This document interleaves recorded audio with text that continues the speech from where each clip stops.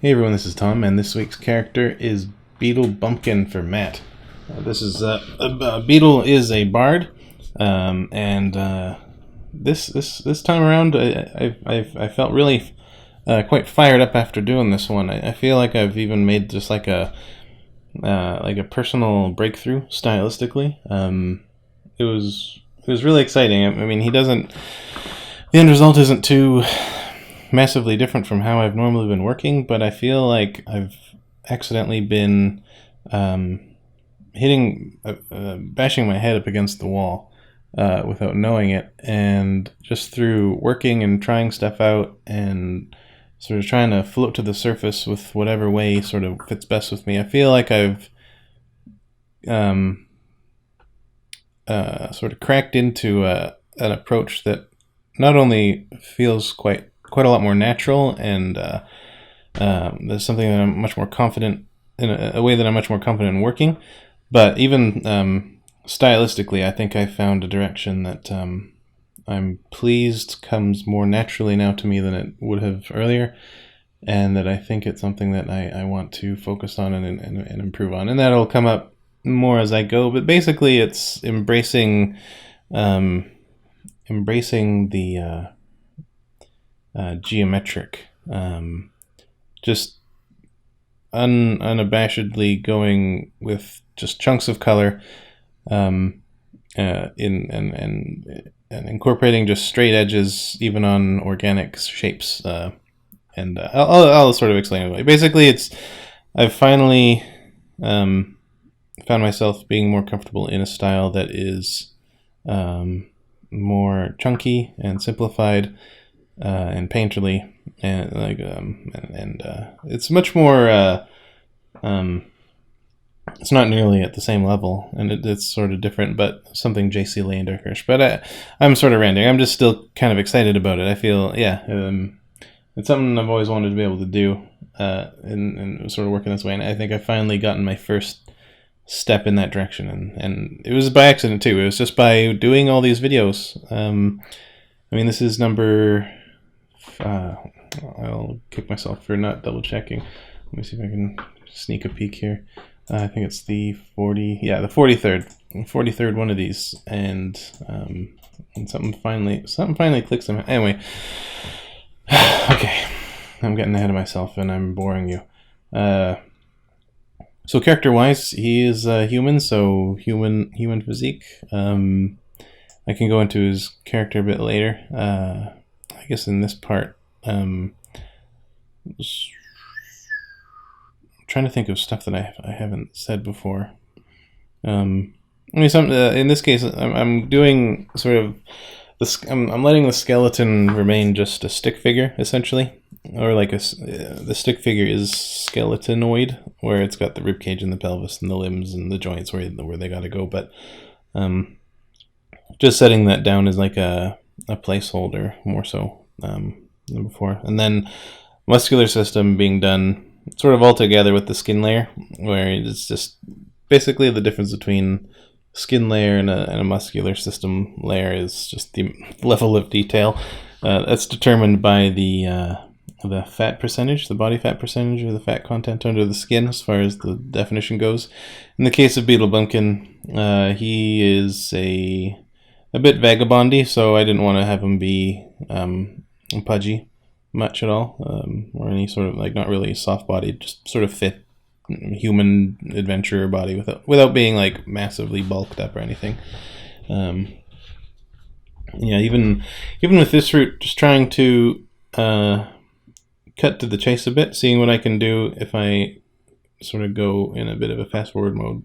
Not necessarily avoiding steps, but investing in the time and doing sort of just basically just trimming the fat. So the structure, the form, and then now doing a quick pencil sketch over top for the costume, and trying to take my own advice again of sketching sufficiently before moving on to the next stage. And one thing I do remember from past videos where I've felt successful with things is when I do a costume sketch like this beforehand, they always work out a lot better. They go more smoothly. Sketching saves time, even though it takes time. So this is one thing that I've learned over the years, is just the more time you spend on the sketch, the less time you spend on the stages afterwards. So this initial, I always just want to get to the painting really fast and just the rendering and get to the point where I can work that out. But putting in the extra 5, 10, even like 20 minutes working on the costumes, sketching it in, even more, like half an hour, it's going to save time and you're going to feel better. You're going to get a much better sense of where you're going to be going and what you're going to be looking at in a few hours' time by doing this sketch. It's worth the initial investment. I think I'll start early with the character read through here, and then we'll have more to talk about as I go. Okay. Character I'd like you to draw is called Beadle Bumpkin. He's 29 years old, human male, and is a level 6 bard. He's my first and only player character, and I've been playing him for about a year now. Physical description. Beadle is 6 feet tall with black hair and bright blue eyes. Facially, he looks very much like Tom Ellis, except he has a glorious and well-maintained Van Dyke beard mustache that is his pride and joy. His short black hair is always pristinely swept back. His off-white shirt always has the top few buttons undone and the sleeves rolled up, and battered old brown waistcoat attempts to add a touch of class. Around his right forearm, he has a black leather bracer with large silver studs, and around his waist, he has fashioned a sky blue cloth into a waist sash. Charcoal-colored trousers are tucked into a pair of dark brown pirate boots. On his belt would hang a large money pouch, the Bank of Beadle. He is the group's treasurer, a plain sheathed dagger, and a corked bottle of alcohol. Beadle's most treasured item and constant companion is a mahogany Alhambra lute. It is the focus he uses to cast all his magics and the instrument he performs with at every available opportunity. His stats: Strength 0, Dex +2, Constitution +2, Intelligence +2, Wisdom 0, Charisma +4, Expertise in Deception and Persuasion. Personality. Beadle is a con artist. He is always the best liar in the room and believes he can talk his way out of any situation. He is a troublemaker who dangerously obsesses over gold. He will go to any length to attain it and will do so regardless of any consequences. He is brash, endearing, friendly, and likable to everyone he meets. He will charm the coins out of your purse and the shirt from off your back. Despite a lack of regard for the NPCs, he is incredibly loyal to the other players' characters. Pre-campaign, he had led an incredibly lonely life. Unseen Servant was his first ever spell, cast in a moment of vulnerability when he needed a friend, and he had convinced himself that he was better off on his own. Now he has friends, the gaming party. He adores them and tries to make their lives as fun and profitable as possible, though this usually ends up causing more trouble than he's worth. It's probably worth also, it's probably also worth noticing that he's incredibly vain. He always gets up an extra hour early in the morning to make sure that his hair is flawless and that his mustache is properly curled. History. Beadle is the only son of the famous female singer Madame Swish. A talented vocalist and with promiscuous morals, Beadle's mother spent his early childhood dragging the boy from tavern to tavern, performing on a different stage every evening. Beadle would listen every night, enraptured by his mother's performance, before being forced to wait patiently outside her dressing room whilst she blanked whatever man had attracted her attention that evening. Despite his devotion, Madame Swish never showed any love to her son, secretly blaming him for what she believed to be a downturn in her career and looks. As Beadle entered his early teens, his mother's name reached the ear of a distant noble lord who offered her a position as a courtesan. Unable to take Beadle with her, she spent all of her money sending the boy to a Roseacre Hall, one of the most prestigious private colleges in the land. His time in this school was an incredibly unpleasant affair for Beadle. The young lad had spent his childhood surrounded by the uncouth drunkards and cutthroat mercenaries that filled the various taverns he'd lived in, whereas here Beadle found himself surrounded by the children of wealth and nobility. Your name, class, and family affluence meant everything here, and Beadle, who had none of these, was considered nothing more than a servant by his classmates. Beadle, having grown up surrounded by a constantly altering range of people and races from across the spectrum, could never understand why his classmates held him in such low regards. This confusion eventually turned into a hatred of the class structure and distrust of any who claimed superiority over him. His classmates would taunt him over his lack of possessions and money, naming him Beadle the Beggar. Having already developed a desire for money, as it was always the prize in all of the stories he heard in the taverns, I actually really liked that note, Beadle started obsessing over it. He was desperate to prove that he was equal to everyone who taunted him, and that the only thing that differed between himself and the rest of the school was their wealth. Beadle eventually owned his magical prowess around the age of 17 and eventually fled the school with several of his classmates' moneybags, a bottle of the headmaster's prized brandy, and the ancient lute that he used as his magical focus. That's it. Now, one thing which is really, now that I'm looking at it, well, maybe I've caught it by this point. Okay, yeah, I finally did. For a long time, I was drawing a flute. I thought he had a mahogany Alhambra flute. And then when I looked up to double check if that was like some sort of player's handbook term for a particular instrument or not, or if it's some sort of particular example from real life, I found out that it was an Alhambra lute, and that actually is a real instrument. So I made that correction pretty quickly, thankfully. That would have been bad. Would have been real bad. Okay, so yeah, that's the character. Bard with a troubled past, loves gold, plus physical description, neglectful, terrible mother, all that good stuff, which is to say terrible stuff, but can make for an interesting character. It's actually kind of cool to see a character that has an explanation or a rationale for their obsession with gold, rather than just, oh, they're a dwarf, so of course, or they just do. I don't know. I think that's sort of cool, and I like I was getting a lot of just like mental images in my mind while I read that description. It was cool. I could just picture the taverns and stuff. It was a neat read. Good character. But yeah, at this point I'm still running things pretty conventionally as far as approach goes. Doing in the frame. I used to hate doing these, but now I actually quite like it. As long as the sketch is resolved, or if I don't have to do any funky stuff with any hair or fur. I don't like resolving hair and fur with the frame because it's too clunky. I'll only always come back and do the hair over top of that.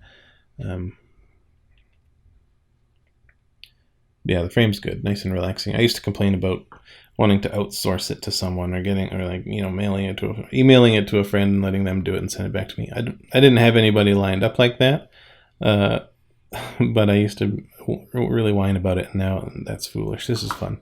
It was good stuff. It saves time in the process. So other than that, as far as the outfit, it was basically just trying to keep things as true to the description as possible. Most of the particular details come out through the rendering stage, but as far as that goes, the dagger being a simple dagger, while I'm sort of working on it right here, I took that very literally, and I just tried to draw the simplest dagger that I could. Collar and everything. It's one thing that does sort of bug me a little bit about collars. Collars are things that vary a lot more than people would assume.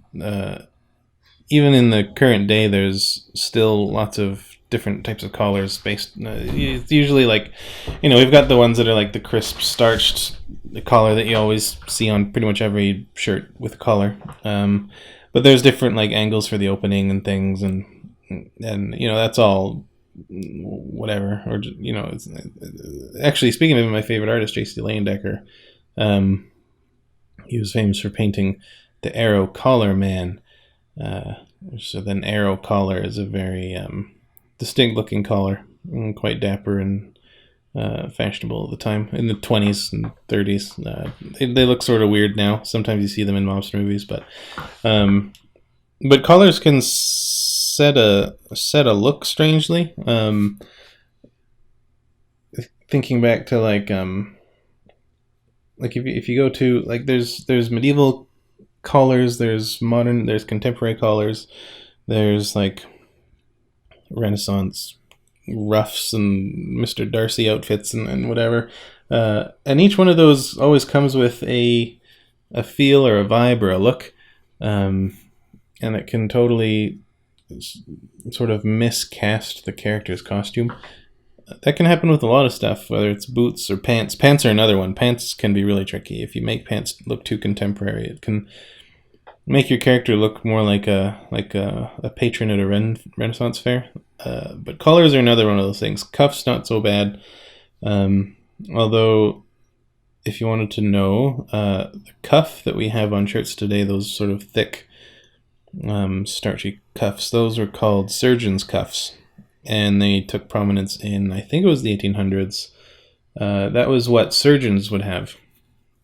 Like literally that, like the men with that occupation. And they were useful because they rolled up really well. So when the surgeon went to go, you know, get his hands clean so he can do some surgery, he would roll up his cuffs, and those ones were really good at staying up. And either through maybe a combination, I think it was, of practicality, but also station in life. You know, surgeons making more money. You know, sort of took on a handsome appearance, being a sort of a slightly like a more upper class sort of look, and that just sort of became the fashion, and they stuck. I really like just being able to roll up sleeves that well. I couldn't imagine having a button-up shirt that didn't have surgeon's cuffs, but you would never have thought. It's sort of one of those troublesome things that I am reminded of being the case constantly, and it drives me nuts, and I'm always trying to think around it, where there's so many things around us that seem so, like their form that they have, like a shirt collar, seems so obvious that you'd think, how could it ever be any other way? And I'm always trying to think of, like, how would something be engineered? How's the best way this would be used?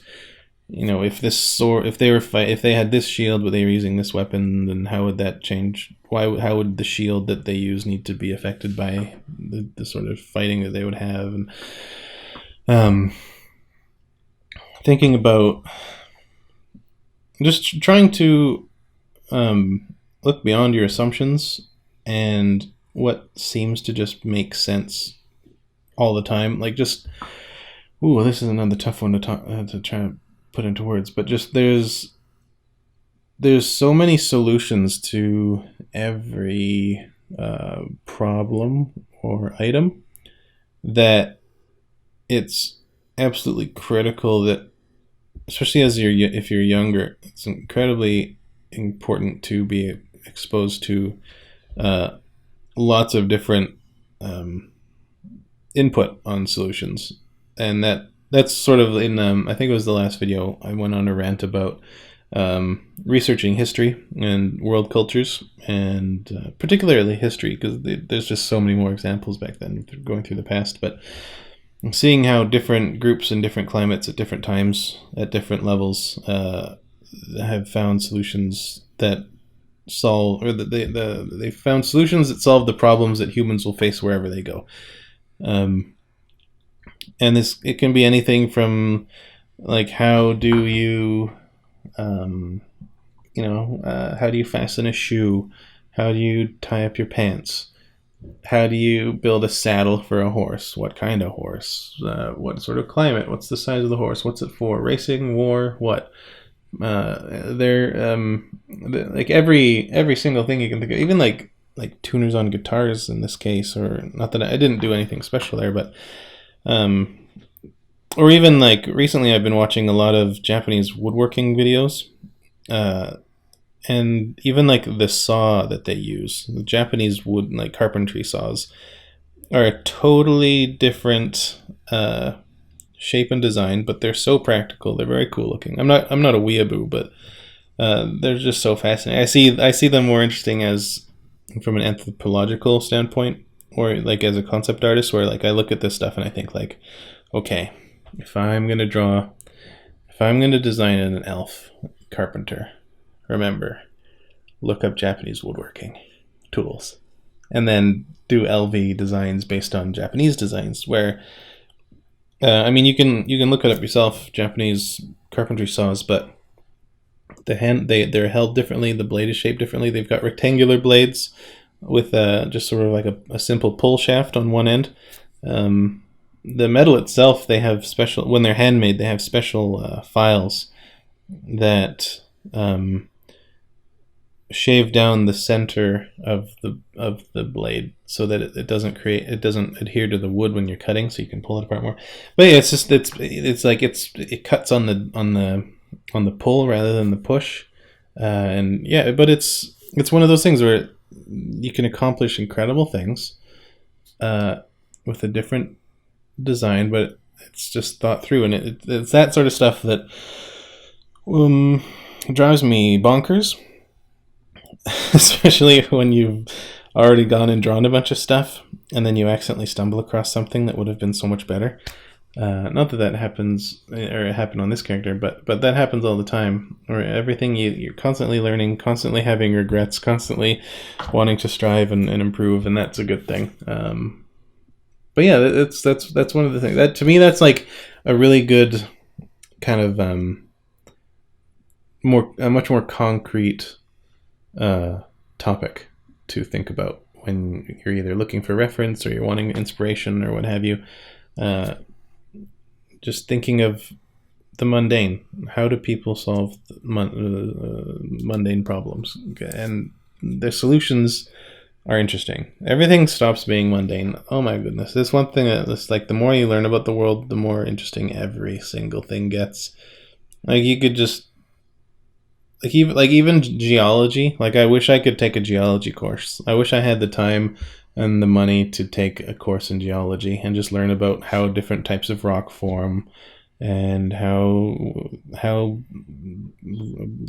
lake beds and riverbanks erode, and just like all that stuff. Or even like growing up in the prairies, in the foothills. Like, to me back then, the most boring thing was fields of hay, and now I have almost daily fantasies of just harvesting hay and driving a tractor for a living and just living a simple life that way. Anyway, but that's just to say that being bored of stuff, being underwhelmed by things, is such a normal thing that I think everybody goes through, especially for younger minds. But when you start to dry up and solidify and settle in, it's kind of nice to spend more time on stuff, and that'll come. So if you're a younger person and you don't find things interesting, if you're not interested in practical down to earth stuff, it'll come. You might need to force a little bit, but I think for me, the gateway drug for that, if you wanna try it out, if you doubt me or whatever, for me the first thing was in 2006. The summer of 2006, I watched Life of Mammals by David Attenborough, and the thing that struck me when I was watching it was that he for the most part, all the animals were ones that I recognized by a wide margin, and a lot of them were so like at the time I really like learning about animals that are exotic to me, like animals from Africa or the ancient past or whatever. But there's so much stuff about animals that were familiar, like a field mouse. But every time he talked about something, or when a new animal came up, I would say, "Oh, that's just a boring rodent. This is boring. This is going to be boring." But then he would just start telling me stuff that I didn't know. And he would just start telling me things that shattered my expectations, blew them out of the water. And that was when I sort of perked up and realized that everything was actually interesting, and that if I'm bored, it's my fault. And then it was it's been a long struggle that gets easier of finding interest and pursuing knowledge, and it's been very rewarding, very, very stimulating. And now I'm never bored. Actually, I am never ever bored. I'll just sit there and think. I went all winter last year without having my headphones in my ears all winter long. I would either read or I would sit there. For the most part, I would just sit there on the bus about an hour and 20 minutes each way every day. Just sit there and thinking. And never bored. It was great. It's actually really nice. But yeah, that's something to look out for. So anyway, now that I'm painting, I'm missing out on describing this stuff. This was another case where I don't know what sort of happened, I think, but there's been so many instances in the last maybe 4 or 5 at least characters where I hesitate on stuff. I overthink things. I second guess myself as far as approach. I don't feel confident remembering when to start the rendering, when to start the flat color, what sort of order I'm going to take, and long periods of like an hour or so, it feels, of just trying stuff that doesn't work and getting frustrated.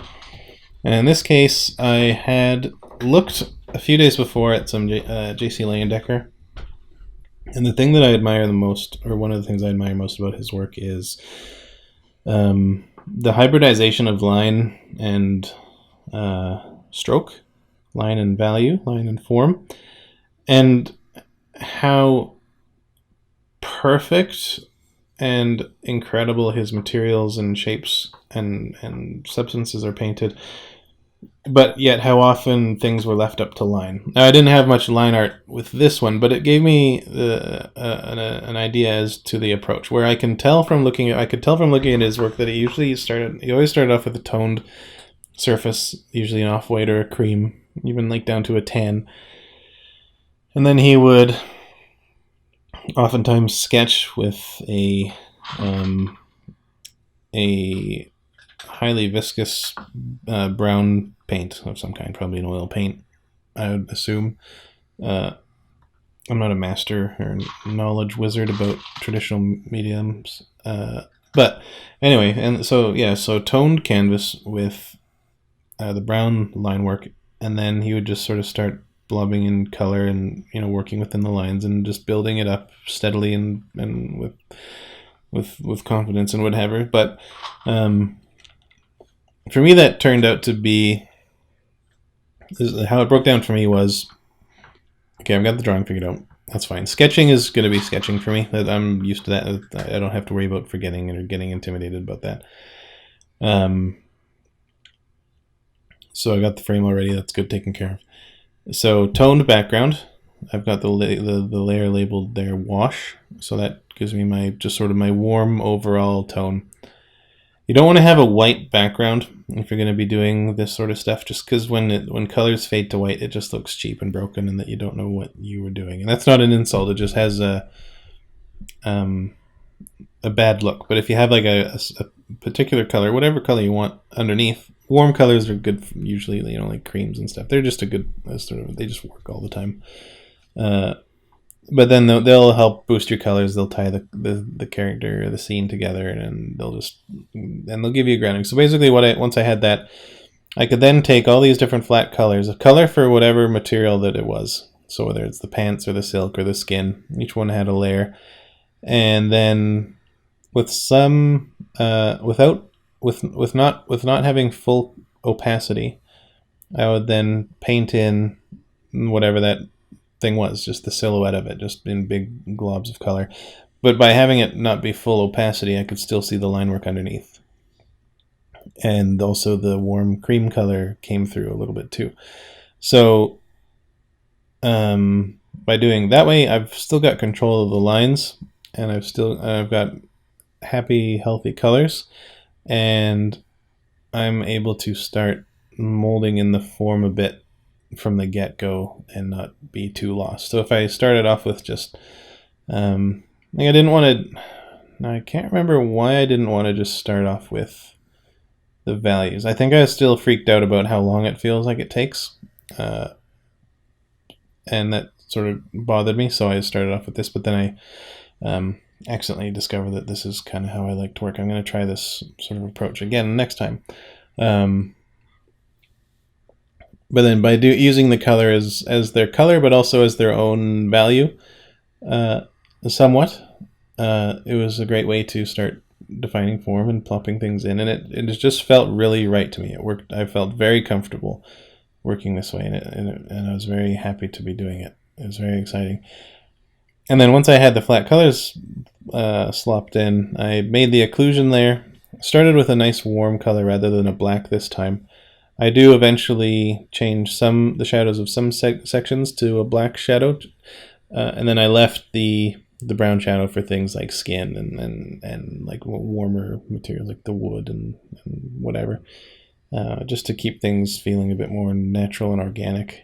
Because you don't want to have everything just have a black shadow. It just makes things look dead. But I've already by this point have enough of a structure underneath the rendering to just feel more relaxed. Everything is sort of there. I've got everything I need. I've got the colors. I've got the palette. That was it. I think that was the thing that gave me the power that I needed. Was I knew I wanted to do something that was a lot like much more painterly, or like just painterly in general. But I remember that was it. I feel best when I have as many of the colors dissolved as I can, and then painting is just sort of nonstop. Once I get the momentum going, once I get the inertia going, it all just feels really good and natural and quick. And yeah, that's what it was. By putting in the colors the way that I did with the layers of the background and the brown lines and the semi-opaque layers of color, layers of flat color, I was able to get in a palette that really worked to my liking very quickly and easily. And then by having each section on its own layer, it's very easy to adjust or tweak the color after the fact. So you can, if I was doing these leather boots, I could just drop them in hot pink or bright orange or whatever. And as long as they're just the color's in the right place, I can then just go and adjust it and turn it to whatever brown I like.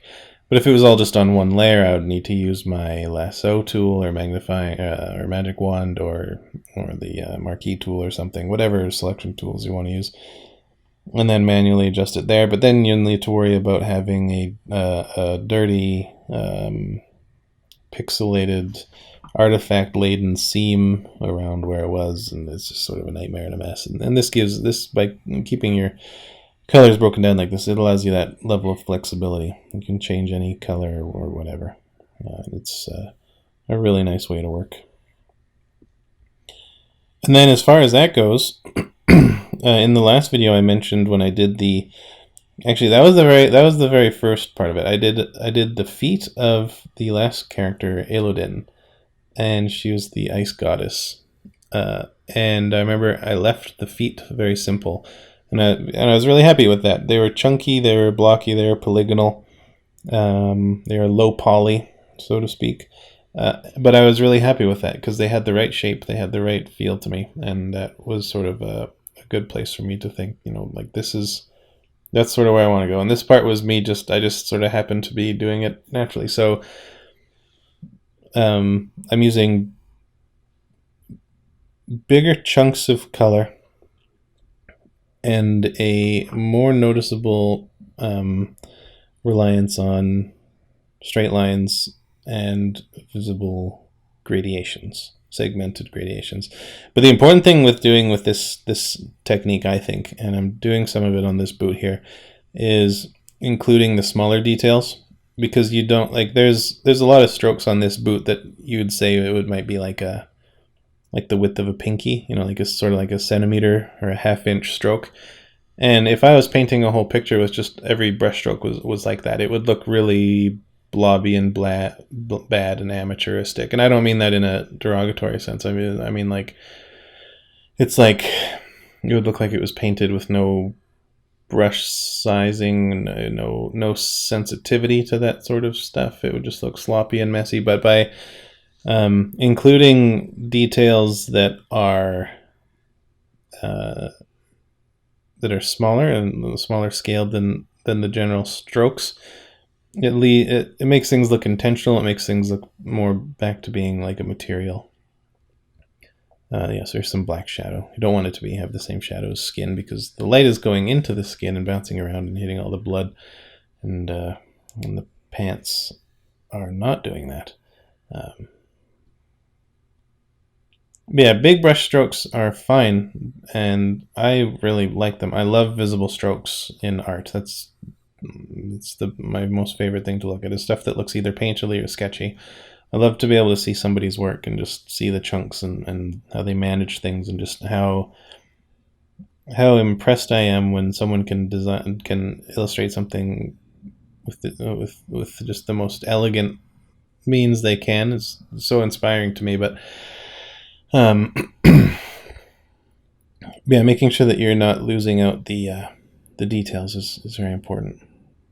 There's this on the skin. I wanted to include the blushingness and everything. I wanted to make sure that I was adding that. And even in this character's case, the part that I like the most is the face. I think the part that came out the strongest is the face. It doesn't look too much like Tom Ellis, who was referenced as the inspiration visibly for the face. I am not good at likenesses, and I have not had the time to practice them. I would love to be very good at them at one point, but it's not there. But I did base him loosely, at least, on... not loosely. I mean, I did base him on Tom Ellis, but I didn't stress too much about getting the exact accuracy correctly. The thing that I pay attention to when doing likenesses or trying to help get a face to look like a real face rather than an artist's rendition of a face. This is something that I learned in a documentary about John Singer Sargent. He was another painter that's a huge inspiration to me. He did so much with so few brushstrokes, very large daubs of paint, and just an absolutely just excellent use of material and stroke and beautiful efficiency and what have you. But there's somebody who was describing like his ability to get a likeness was absolutely remarkable, but they were still very simple. And his thing was, he said that in order to get a likeness, the secret is to get the shape of the head correct, and that's it. Just get the shape of the head, the shape of the skull, the understructure correct. And you don't then you don't have to worry about like the nuances of the eyes and the nose and the lips and the wrinkles and whatever. And I think I know what he's sort of getting at, and I can see the value in it. I definitely get nervous when I'm trying to draw someone's like a likeness, but then I have to draw their eyes, and it's scary because the more you look at them, the more complex they get and the more nuanced they are. But by starting off with just the shape of the head, everything else will fall much more easily into the context of the head, proportionally. But even the way that humans see things, at least initially, humans will see the silhouette and the shape of something. Well, we see motion first, but then we see the shape of it. And then we scan the details. And I think his technique, intentional or not, I don't think he was aware of how the brain worked or anything, but he was just aware of what worked, what got the response he needed, I think. And that was just having a general impression of someone's face. So it's like, you can tell who, like if you see a family member walking around in the hall at night, you can tell who it is by the shape of them. You can't see their features. You can't necessarily see how tall they are because like you're lying down or whatever. But that, just from the shape of them, who it is. I actually had one thing weird happen to me when I used to work at a grocery store bagging groceries, and there was a guy who came in. Actually, no, I didn't see him. I turned around and he had his back to me, and he was the exact size and shape of my dad, and he was even dressed very similar. And I remember just being like, "Oh, there's Dad," and I went to go say hi. And then he turned around and it was a man with glasses and a mustache, and my dad doesn't have glasses or a mustache. And it was like a big kind of handlebar mustache. It stuck out quite a bit.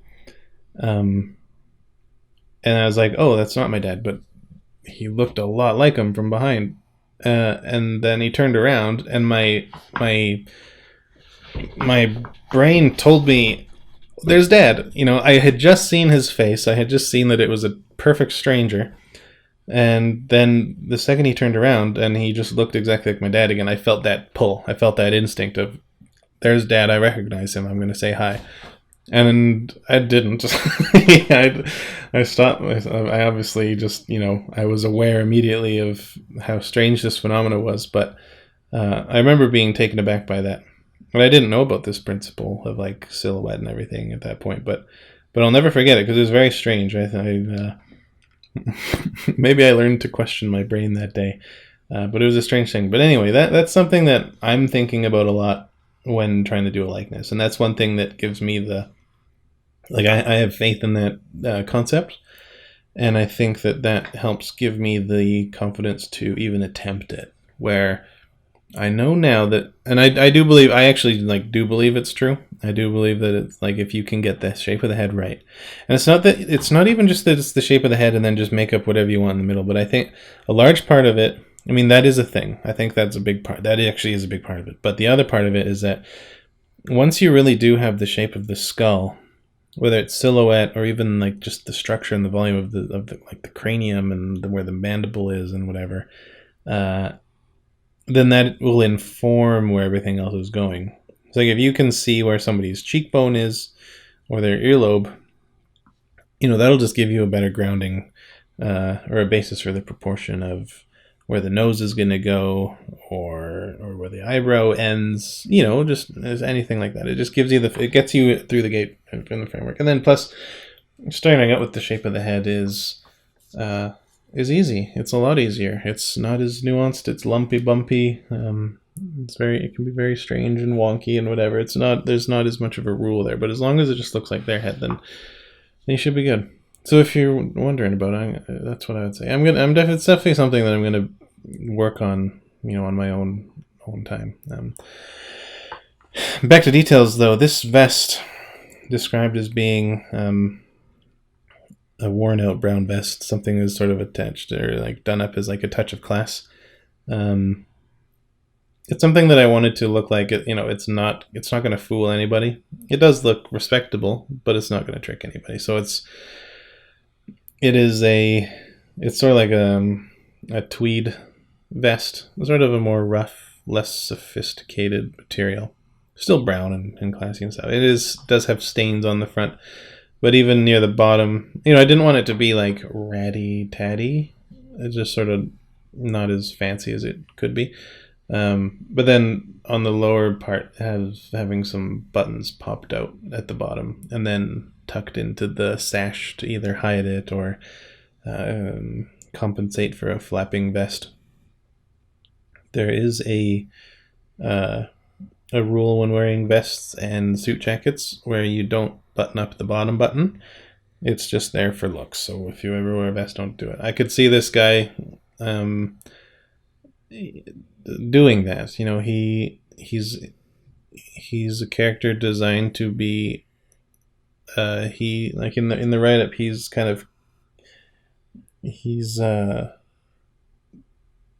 like a lower class, a British version of working class, I get, or it's sort of like, he's not a fancy lad. He doesn't know these things.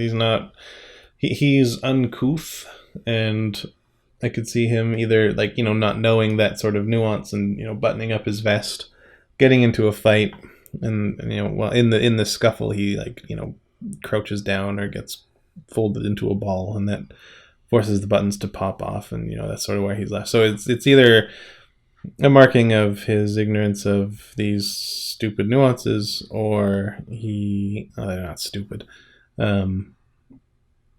or it's a mark of a rambunctious lifestyle. And just little things like that.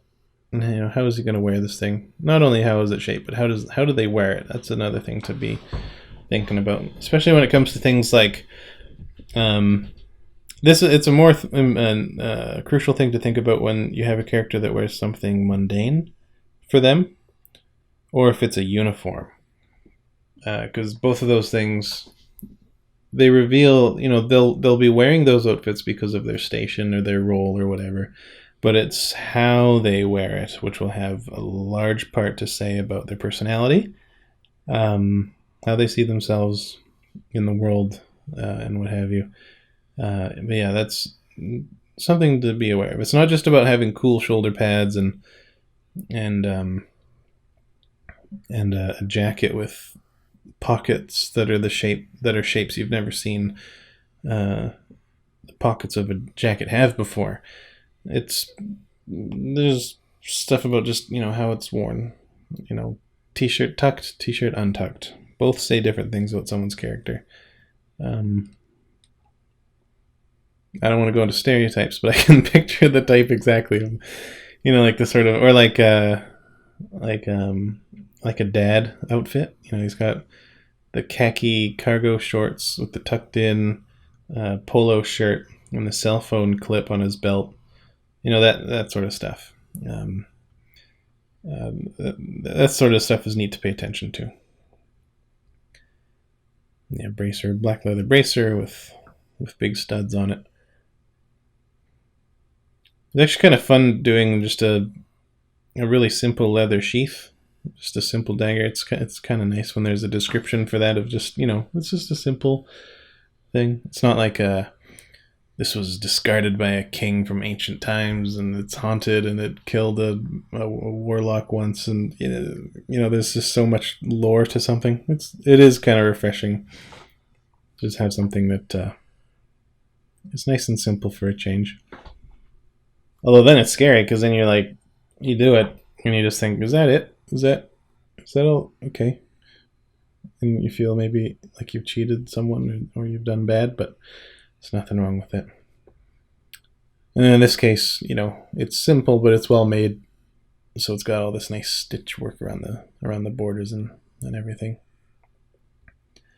I don't actually know the practical reason for that sort of thing. I always assume that it sort of stops things from fraying or cracking, but I've never had that explained to me, and I don't think I've seen leather stuff crack or fray, especially not to the point where I think like stitching it would help.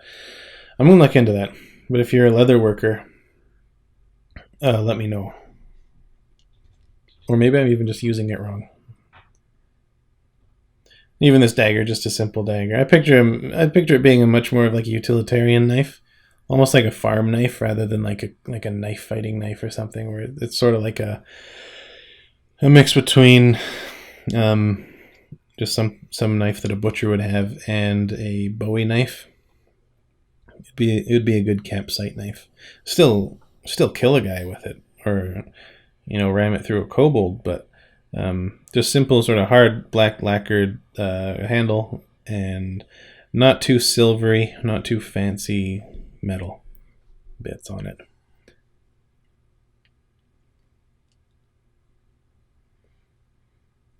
And then the lute. Instruments are actually really intimidating to draw. This one was nice. The lute, in this case, was actually great.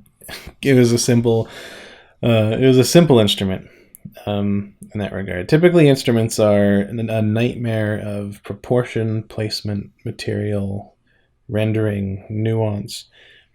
Oftentimes, people that have characters with musical instruments are people that know how to play musical instruments.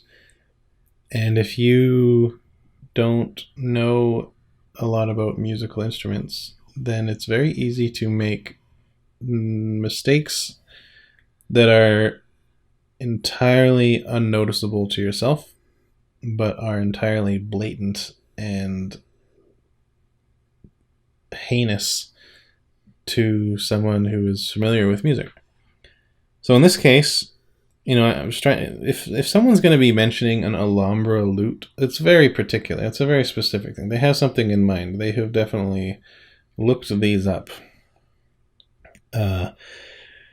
So in this case, I wanted to make sure that the proportions were largely there. I'm not measuring anything out. I just want it to feel right at that point. But there's the correct number of those white lines on the fretboard, if that's the correct term. I don't even know that. I played clarinet in grade 6 and the recorder in grade 5. That's about the best I can do. Yeah, so there's the correct number of those white things, and then the strings I put the right amount of strings on, and I think I wound them around the correct tuners, if that's what those are called. But it's fun. In this case, it is actually quite. Actually, now that I'm talking about it, I think I'm not afraid of drawing instruments anymore. I think I'd be okay with it. I think maybe it's that it's been years and years since I've drawn an instrument, but they can be dangerous. They're intimidating, at least. I'll at least say that they're intimidating if they're not straight up difficult. Just you got to take care of those things that are important to people and be aware, and that everybody's got expertises. At least they should. People are good at things. People are familiar with stuff, and if you don't notice little details that your audience, that your client would be expecting, that's bad. I mean, they'll probably either just point it out and correct you in a friendly manner, which is perfectly great. But there's a lot of stuff to not be. It's good to be aware of your own ignorance, basically, is what I'm trying to be saying. So if you're drawing things like I'd say, in particular, I mean, for me, if somebody hands me something and the anatomy is off, I'm going to spot it right away. I'm not a master, but I'm gonna look at it and say, this muscle doesn't connect here. This can't be that big. This looks like it's going in the wrong direction. Stuff like that. That's kind of like, I'm not a master, but it is where I focus. But things to look out for in particular, if you want to start getting used to this sort of thinking, is instruments, musical instruments, guns, vehicles, military uniforms, and armor. I guarantee you that anybody who makes armor or knows more about armor than me is really angry when they look at the armor that I draw. It's not good enough. I know that I've got to do better to go for accuracy and everything, but as long as I'm aware and as long as I'm willing to work towards it, then that's totally fine. It's good. It's okay. It'll be okay. Just get better. Progress, not perfection, is the goal. I'm never going to be perfect. That's fine. I don't care.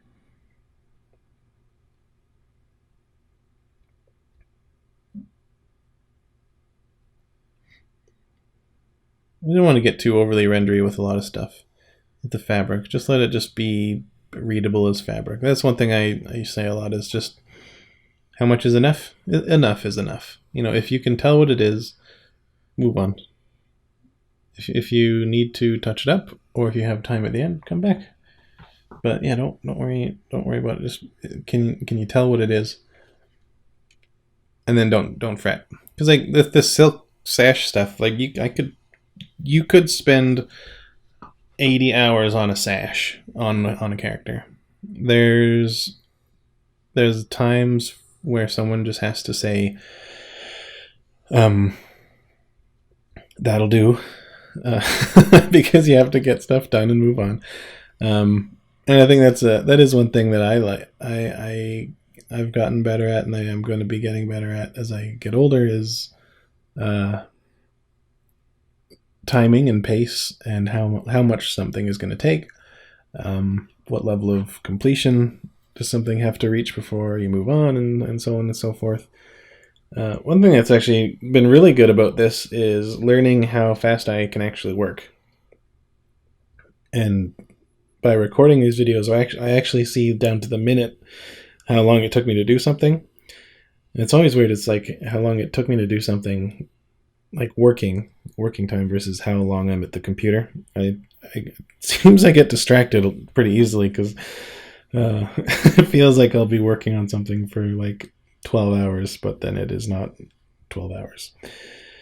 I remember when I was in art college, I had a teacher, and he was saying that he would time himself, and after a certain amount of months or years or whatever, he had a sense of what, like, when it came time to billing someone, how much, like, if someone came to you and was like, how much would it cost you to make this poster or whatever, that he would be able to sort of like hem and haw on it, think about it a minute, and then know himself enough to give a fair estimate of how long it would actually take and commit to. And that was almost 11 years ago that he said that. And I remember, so for 11 years I've thought, that is impossible. I will never be able to do that. That is too much work. Like, how could I possibly know that? Because, there's like, art you can't time art. But now I'm just like, oh yeah, that would take like, I could have something to you in like an hour. I finally know my timing, at least somewhat. I initially do. I at the very least, I can now give someone a ballpark, and that's cool. That's a neat little new power up that I've got now, and that is something that I thought would never happen, and it just sort of showed up accidentally. Here's a money pouch. This is another one of those things where like initially I was just going to go in and just scribble in one of those pouches that you see tucked into belts and stuff, but that would have just been too simple. It'd have been too lame, too easy. And it's something that is down to earth and simple and practical, but there's got to be an extra little bit of consideration or design to it. And I'm not saying like I'm not blowing anybody's minds with this money pouch or anything, but if I just threw in like another like little, dinky leather bag, like a dice bag, we've all seen that just a million times. There's no point in even looking at it. It's kind of like when comic book artists just put ammunition pouches on people's belts and legs and everything. There's just piled with pouches. Like, they just don't mean anything anymore. I don't care. But having a pouch with a little bit more material, a little bit more design and consideration, it makes it worth seeing. It adds to the personality of the character. It's another opportunity to put in some context and to say a bit if you need to. I think it's just avoiding shorthand as often as possible. Because I've ranted enough times about same faceism, and I think there's also things like same belt buckleism and same shoeism and same money pouchism. It's too easy to fall onto just like little placeholder things, or just like it's a pouch, it's a money pouch, whatever. It's going to look like this because that's what the first result on Pinterest looked like. That's not enough. It's a disservice. And some booze. I don't know what kind of booze he drinks, but I was thinking something kind of rummish. Something dirty. Something with bits in it. And I put a little bit of bits in there. I don't see him being like a really wealthy guy. He likes gold, but I don't think he likes spending it.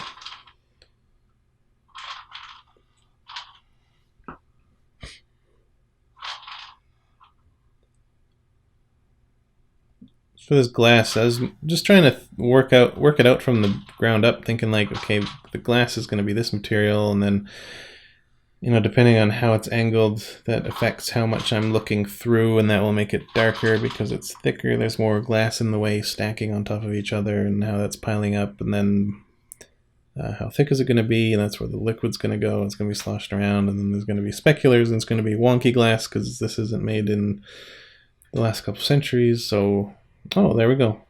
So that was a Beadle for Matt. Beadle Bumpkin for Matt, and he was a great thing to draw. I learned a lot about myself as an artist, my future stylistically. This was a very thrilling piece. I got a lot out of it that way, so thank you, Matt. You're the straw that broke the artistic camel's back for me, and I really appreciate that. It was by accident, but thanks. But anyway, this was for the free weekly character art lottery that I hold on Sunday and Monday. Due date is Tuesday. Just follow me on Twitter at R&D Fantasy, and you'll find out what hashtag to tweet every week. It's a new one every week. So this is open to fantasy characters, pen and paper RPGs, no video game characters, though. You already have your visual representations of your characters. But anyway, this is great. Thanks for watching. Hope it helped everybody.